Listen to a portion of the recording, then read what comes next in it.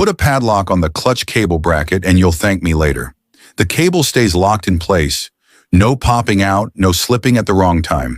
It looks like a hack, but it works and takes only minutes to do.